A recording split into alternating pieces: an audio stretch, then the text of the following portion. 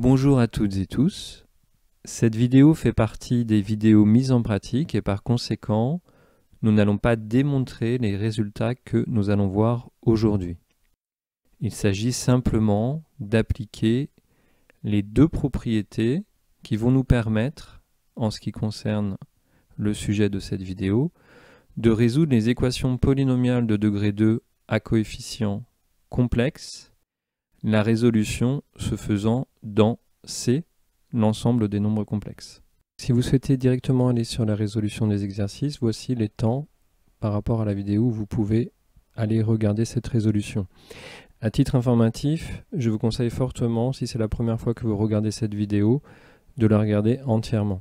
D'autre part, pour l'exercice 1, 2 et 3, c'est-à-dire les équations 1, 2 et 3, nous allons les prendre dans un premier temps de manière naïve. Évidemment, on peut répondre à la question de manière quasiment instantanée, mais l'idée, c'est d'appliquer les formules qu'on a vues sur des cas très simples pour constater d'une part qu'elles fonctionnent et d'autre part pour assimiler la technique calculatoire et faire le lien entre les notations utilisées dans les propriétés et les valeurs qui sont introduites dans les exercices pratiques. Autrement dit, nous allons essayer de répondre à la question suivante. Quel est l'ensemble des solutions appartenant à C d'une équation du type az au carré plus bz plus c égale à 0, où a, b, c sont des nombres complexes, a étant non nul, afin de nous assurer que nous avons bien une expression polynomiale de degré 2. Cette question peut être formulée d'une autre façon. Déterminer les racines du polynôme p de z, où p de z est le polynôme az au carré plus bz plus c. A, b et c sont toujours des complexes avec a non nul. Et sachez que le fait de déterminer les racines d'un polynôme de façon exhaustive permet de factoriser ce polynôme, ce qui aura un intérêt en particulier lorsque nous ferons la décomposition des fractions rationnelles. Donc je vous laisse lire la propriété, la méthode générale de résolution des équations polynomiales de degré 2. Comme vous pouvez le constater après lecture, il n'y a pas de différence fondamentale entre ce que vous avez déjà vu, soit en première, soit en terminale. Essentiellement, tout repose sur la détermination d'une racine carrée de delta, où delta est définie comme étant b carré moins 4ac, a, b et c étant les coefficients qui interviennent dans l'expression polynomiale de degré 2. En ce sens, on va étendre la définition, la notion de la racine carrée, que l'on connaît sur les nombres réels positifs, aux nombres complexes. Ce qui est le propos de la seconde propriété que je vais maintenant faire apparaître à l'écran. Donc, considérons z égale a plus ib, un nombre complexe avec a et b appartenant à R. Nous cherchons les complexes oméga appartenant à C, tels que oméga carré égale z, c'est-à-dire en fait nous cherchons les racines carrées de z. Si nous écrivons oméga égale alpha plus i bêta, avec alpha et bêta appartenant à R, nous avons deux cas à distinguer qui portent en fait sur le signe de la partie imaginaire de z, c'est-à-dire b. Si b est strictement positif, les racines carrées sont données par oméga et moins oméga, où oméga égale alpha plus i bêta, avec alpha et bêta donnés par les expressions que vous voyez apparaître à l'écran. Si b est négatif, les racines carrées de z sont données par oméga et moins oméga, toujours avec oméga égale alpha plus i bêta, et alpha et bêta étant donnés par les formules que vous voyez apparaître. A noter bien sûr que a, b, alpha et bêta ici sont des réels. Enfin, vous pouvez remarquer que racine carrée de a carré plus b carré est égal au module de z, ce qui peut simplifier la compréhension des expressions de alpha et bêta, ou l'écriture de celle-ci. Et sachez que si b est égal à 0, alors z est un réel. Et dans ces cas-là, vous savez répondre à cette question, en particulier si a est positif et b est nul, z est un réel positif et ses racines carrées sont racine carrée de a et moins racine carrée de a. Si a est négatif et b est nul, z est alors un réel négatif, et ces racines carrées sont données par i racine carrée de moins a et moins i racine carrée de moins a. Ce sont des cas que vous avez déjà rencontrés. Sachez également que si b est nul, vous pouvez indifféremment utiliser les expressions qui interviennent dans le cas b strictement négatif ou les expressions qui interviennent dans le cas B strictement positif. C'est-à-dire qu'en fait, au-dessus, j'aurais très bien pu écrire si B est supérieur ou égal à 0, voici les expressions des racines carrées, mais j'aurais également pu écrire si B est inférieur ou égal à 0, voici l'expression des racines carrées. Donc à présent, vient l'application à proprement parler. Nous allons faire plusieurs exemples qui illustrent l'utilisation de ces deux résultats. Salut, je m'appelle Elwood et je vais attirer ton attention sur quelques bonnes habitudes à avoir lorsque tu apprends des propriétés. Lorsque tu résous un problème ou que tu cherches la solution d'une équation en particulier, il est très important de préciser l'ensemble dans lequel tu cherches les solutions. Concernant la résolution des équations polynomiales de degré 2 à coefficient complexe, nous cherchons les solutions dans C. Une autre bonne habitude à prendre, c'est de vérifier ou de prendre conscience que les quantités qui sont définies dans les propriétés existent et sont bien définies. En particulier, si A est non nul, dans la propriété qui traite des solutions des équations polynomiales de degré 2, eh bien on a bien une expression polynomiale de degré 2, et de plus, les racines Z1 et Z2, sous réserve d'existence de la racine carrée du discriminant, sont bien définies. Enfin, cela ne t'aura pas échappé, dans la propriété 1 et dans la propriété 2, nous avons introduit la notation A et B. Ces notations désignent des quantités très différentes pour la propriété 1 et la propriété 2. Concernant la propriété 1, il s'agit des coefficients complexes de z au carré et de z dans l'expression polynomiale. Concernant la propriété 2, il s'agit de nombres réels qui désignent la partie réelle respectivement la partie imaginaire de z, le nombre complexe dont on essaie de trouver la racine carrée. Tout ceci pour dire que lorsque vous avez des notations, ces notations ne sont pas détachées d'un contexte. Ici, effectivement, nous aurions pu décider pour la propriété 2 d'employer des notations différentes. Mais cela n'est absolument pas nécessaire et vous pouvez être confronté à des situations où justement ce que vous aviez l'habitude d'appeler A, B, C, pour une raison quelconque, sera appelé E, F, G et ainsi de suite. Voilà, alors maintenant c'est parti pour l'application, allons-y.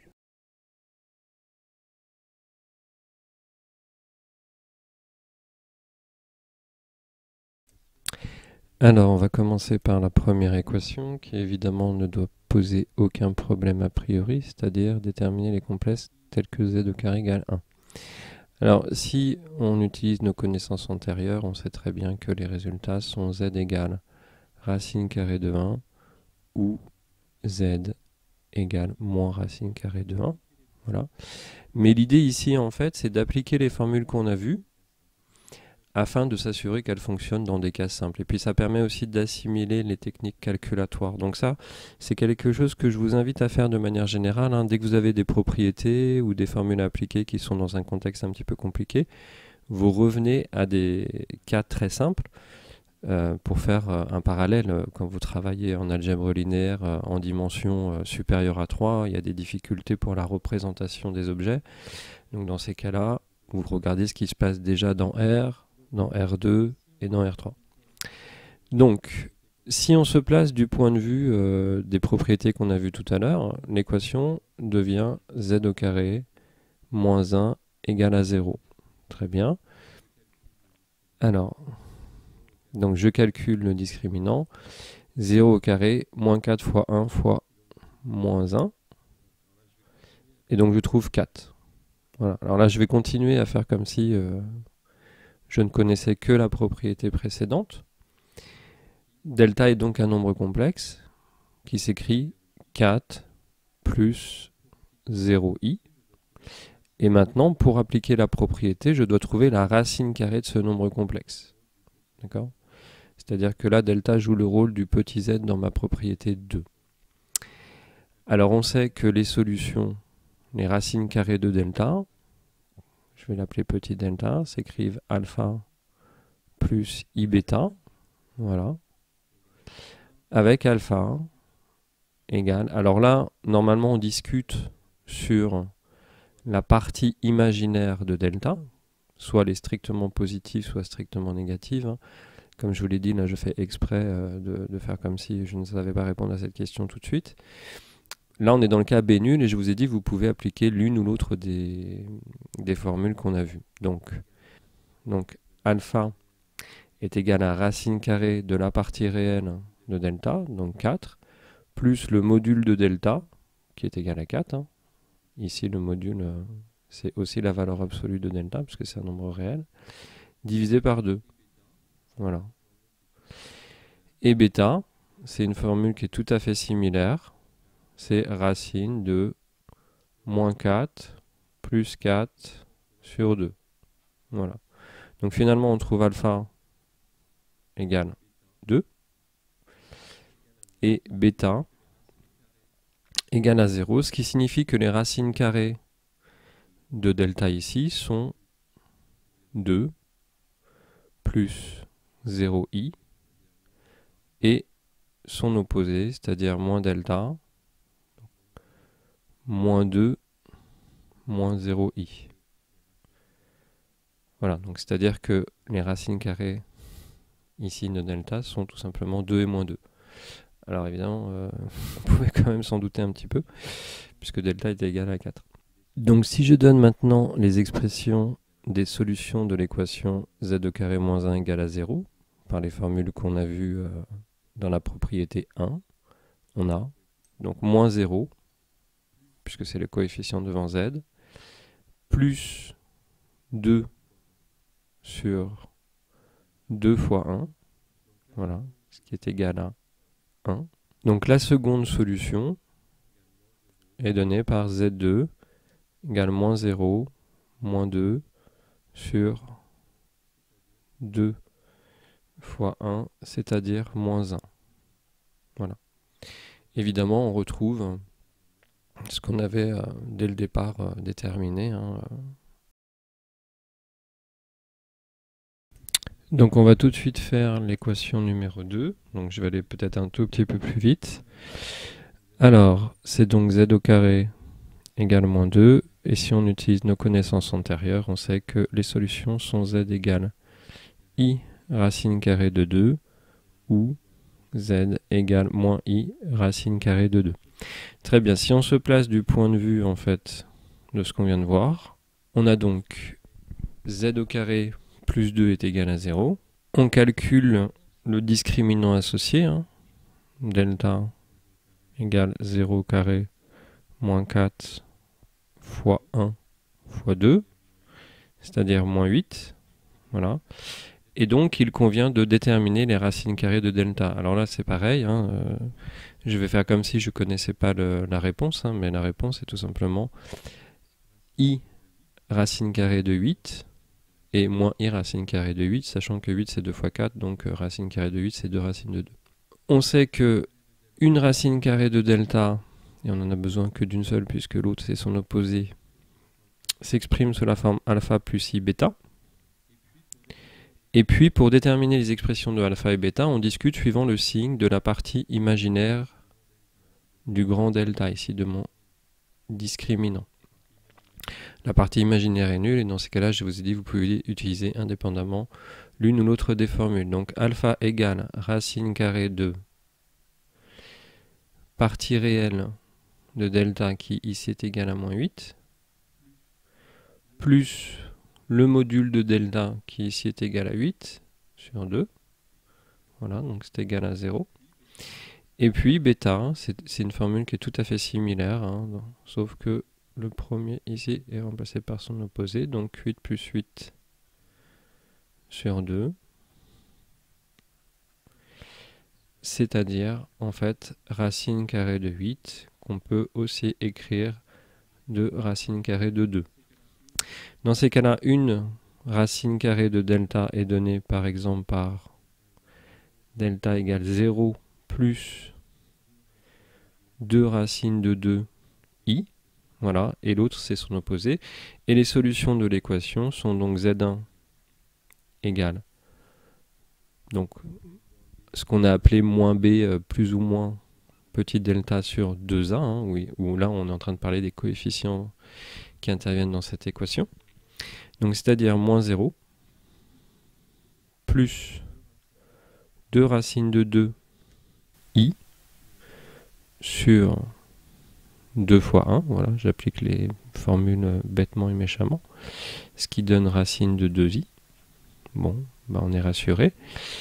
Et l'autre racine, d'accord, z2, est égal à moins 0, moins 2 racine de 2i sur 2, c'est-à-dire moins racine de 2i. Évidemment, on retrouve les résultats qu'on avait tout de suite. Mais ceci n'est pas dénué d'intérêt, puisque comme je vous l'ai dit, cela vous permet d'assimiler les techniques calculatoires associées aux propriétés.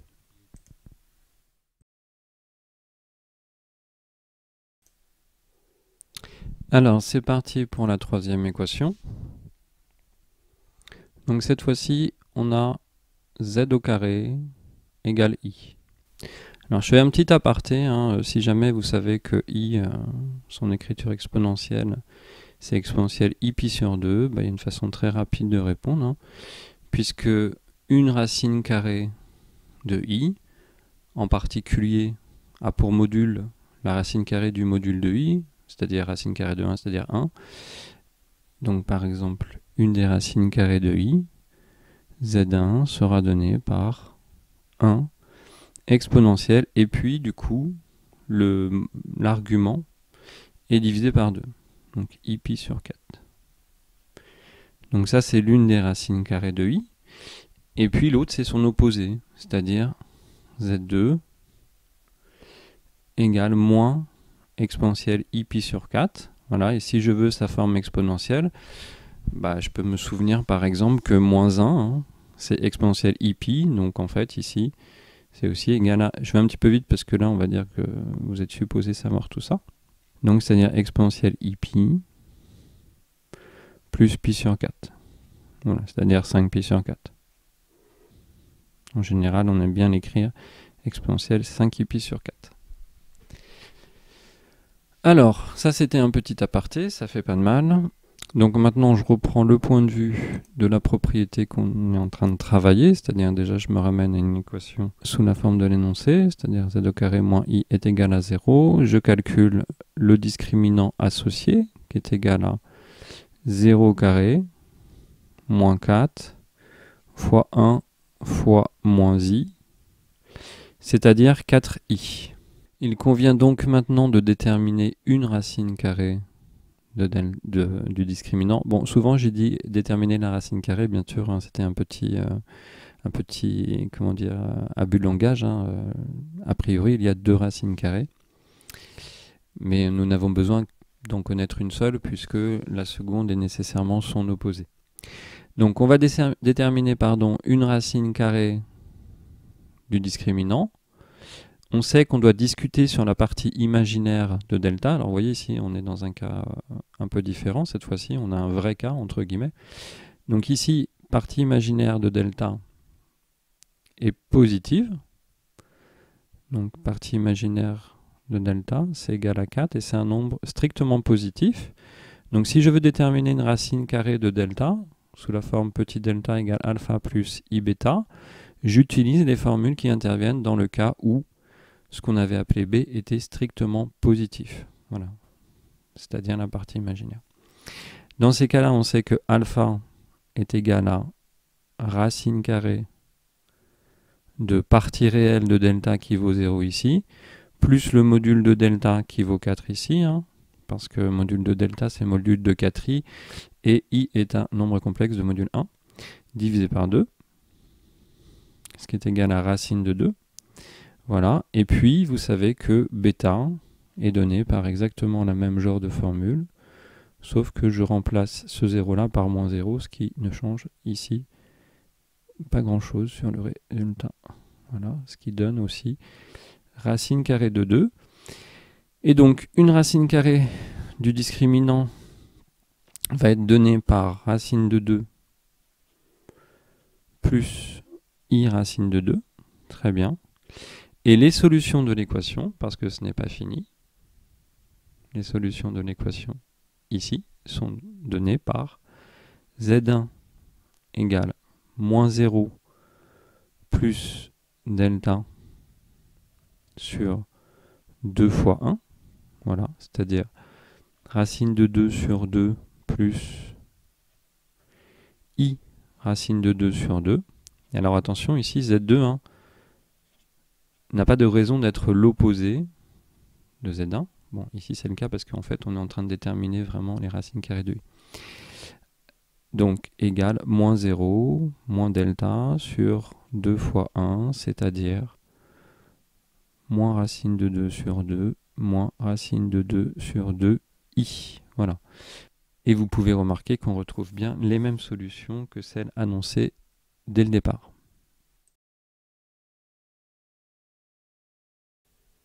Donc on va commencer la quatrième équation. Alors là je vais aller très vite, hein. On va dire que c'est une équation bonus. Là, par contre c'est une équation que vous allez rencontrer très souvent dans différents cadres. Donc l'équation est la suivante. 1 plus z au carré égale à 0. Petite remarque, ceci est la somme de termes en progression géométrique de raison z par exemple. Bon, faisons comme si on n'avait pas vu ça. Je calcule le discriminant associé, donc b carré moins 4ac, hein, où b ici c'est le coefficient de z. Donc 1 au carré, moins 4, fois 1, fois 1, c'est égal à moins 3. Puis là je vais aller un petit peu plus vite. Hein.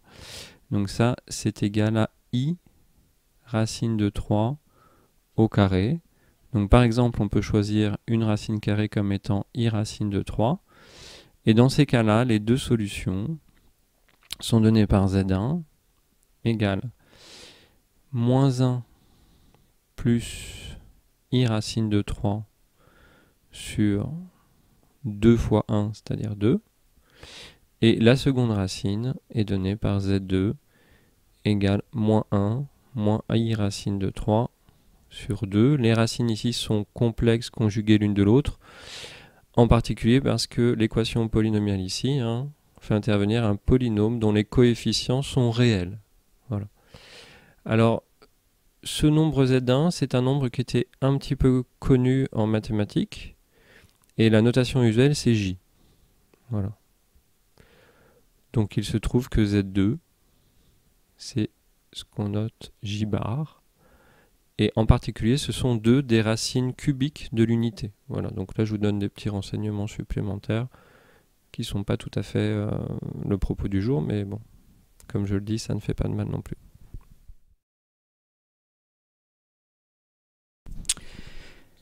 Voilà, donc on en arrive à la cinquième équation. Là, ça va devenir un petit peu plus sérieux, on va dire. Non pas que ce qui était fait avant n'était pas sérieux, mais disons, on entre dans le vif du propos. Donc l'équation est donnée par ceci. Z2 carré moins 1 plus 2i z plus i moins 1 est égal à 0. Alors on peut observer, vous voyez, la façon d'écrire les équations est intéressante, puisque ici on a fait directement apparaître moins b. Ce qui fait que quand on va écrire les solutions, par exemple, on sait que c'est moins b, donc bref, b c'est 1 plus 2i. Alors déterminons delta. Donc ce nombre au carré, c'est-à-dire, normalement je mets moins, mais étant donné que je l'ai au carré, ça ne va pas changer grand-chose. Donc 1 plus 2i au carré, moins 4, fois 1, d'accord, fois i moins 1. Voilà. Donc ici, ce qui joue le rôle de A, c'est 1, ce qui joue le rôle de B, c'est cette quantité-là, et ce qui joue le rôle de C, c'est cette quantité-là, dans la propriété 1. Donc je développe le carré, 1 plus 4i plus 2i au carré, c'est-à-dire moins 4. Et là, j'ai moins 4i plus 4. Et donc là, ça veut dire en fait qu'on a trouvé delta égale 1.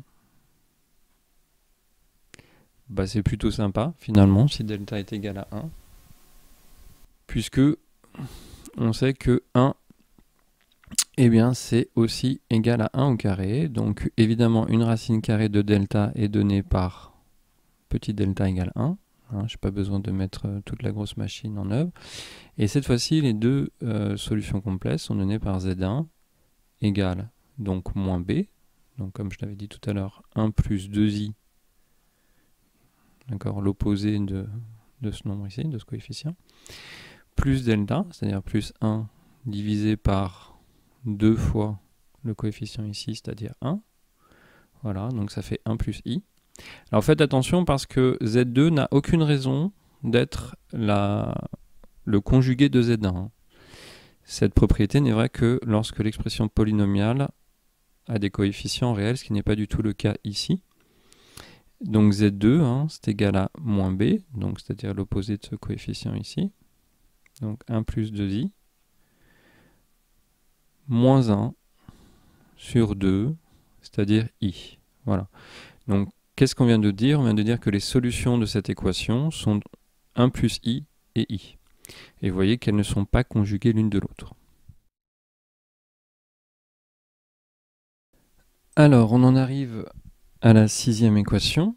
Voilà, ce sera déjà pas mal comme panel d'équations. Après, hein, la difficulté est purement calculatoire. Et bien sûr, il faut apprendre vos formules. Donc la 6e équation, c'est z au carré moins racine de 3 z moins i égale à 0. Donc je calcule le discriminant associé, c'est-à-dire racine de... Enfin bon, cette fois-ci, je vais l'écrire vraiment. Moins racine de 3 au carré, moins 4 fois 1 fois moins i, c'est-à-dire 3 plus 4i. Et donc là, voilà, là, il y a une vraie pertinence. Alors, qu'est-ce qu'on observe et qu'est-ce qu'on va dire tout de suite? C'est que la partie imaginaire de delta est égale à 4, et donc c'est un réel strictement positif. Donc quand je vais appliquer les formules pour déterminer sa racine carrée, enfin une de ses racines carrées, eh bien j'utiliserai les formules dans le cas où ce qu'on avait appelé b ici est strictement positif. Comme je vous l'ai rappelé, hein, dans les propriétés, il y a 2 fois b, mais les deux n'ont pas de rapport l'un avec l'autre. Hein. Donc il y a le b de la propriété 2 qui est ici, puis il y a le b de la propriété 1 qui est là. Donc delta égale alpha plus i bêta. Donc avec alpha, qui est égal à la racine carrée de la partie réelle de delta, qui est 3, plus son module, le module de delta. Hein. Bon, on va l'écrire ici, si vous voulez, le module de delta. Hein. Donc module de delta. Alors en général, on préfère regarder le carré du module, mais bon, là comme on a besoin du module, je vais le calculer. Donc c'est la racine carrée de 3 au carré, plus 4 au carré. Je suis très gentil de vous faire ça. Donc 16 plus 9, 25, racine 25, 5. Voilà. Donc plus 5 sur 2.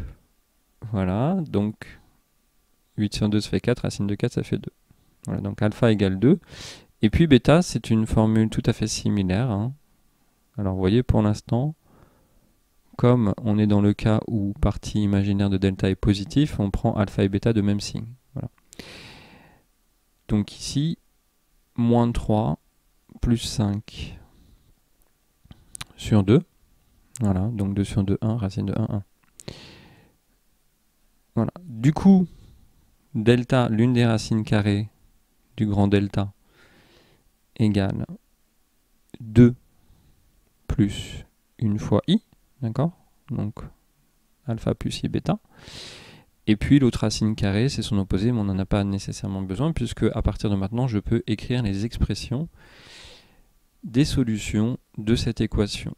Donc les solutions sont données par z1 égale l'opposé de ce coefficient, c'est-à-dire racine de 3, plus mon petit delta, qui correspond à une racine carrée de celui-ci. Donc plus 2 plus i, voilà, sur 2 fois 1, c'est-à-dire sur 2. Et puis z2, attention, n'a aucune raison d'être une racine conjuguée, donc z2 n'a pas de raison d'être le conjugué de z1, ce n'est pas le cas d'ailleurs. Donc égale l'opposé de ce coefficient-là, moins delta, donc moins 2 moins i sur 2. Voilà, vous pouvez laisser les solutions sous cette forme. Vous pouvez aussi les écrire de façon entre guillemets algébrique, c'est-à-dire par exemple pour z2, racine de 3 moins 2 sur 2 moins 1 demi de i.